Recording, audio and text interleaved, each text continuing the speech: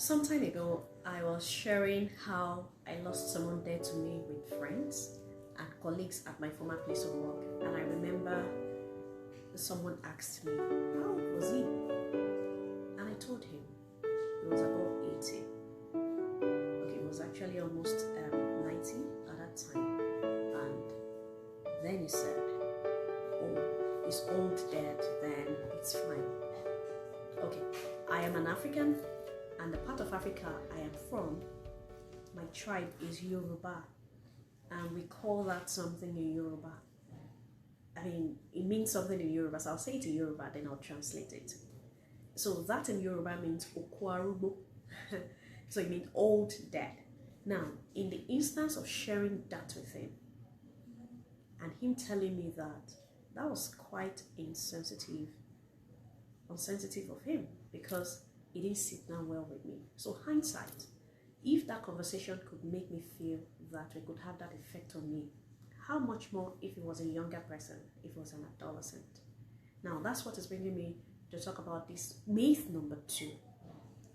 The age of the deceased determines whether an adolescent grieves or not. Now, in case you're watching me for the first time, my name is Owosina. I am a professional counselor and your adolescent counselor.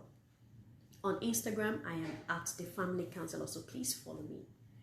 All right, so it does not matter the age of the deceased. What a typical adolescent grieves is the relationship shared with the deceased and not the age.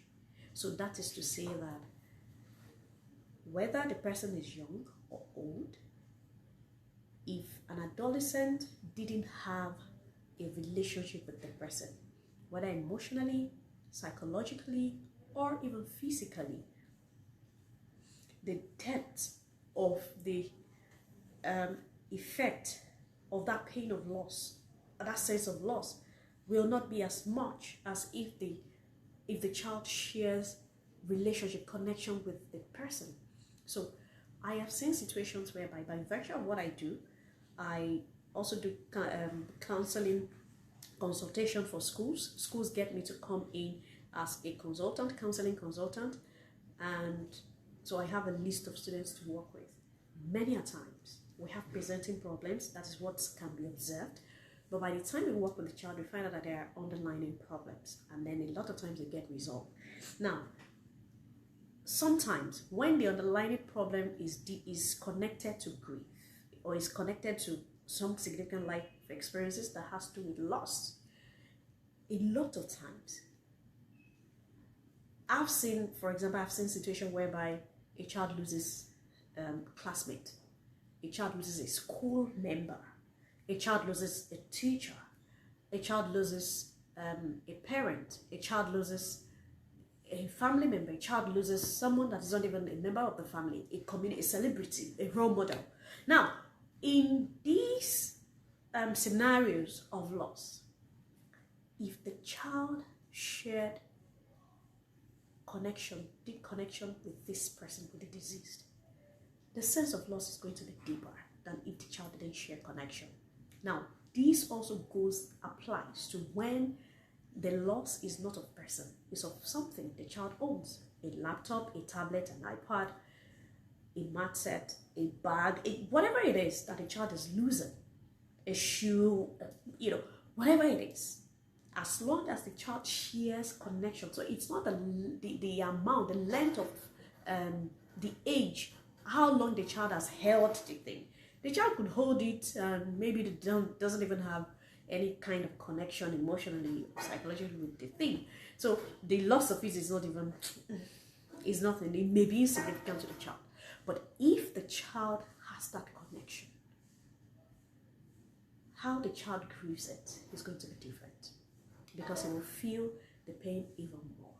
So now, many a times, when we have people that lose people around us, especially when they are distant people from us, a lot of things come up from us.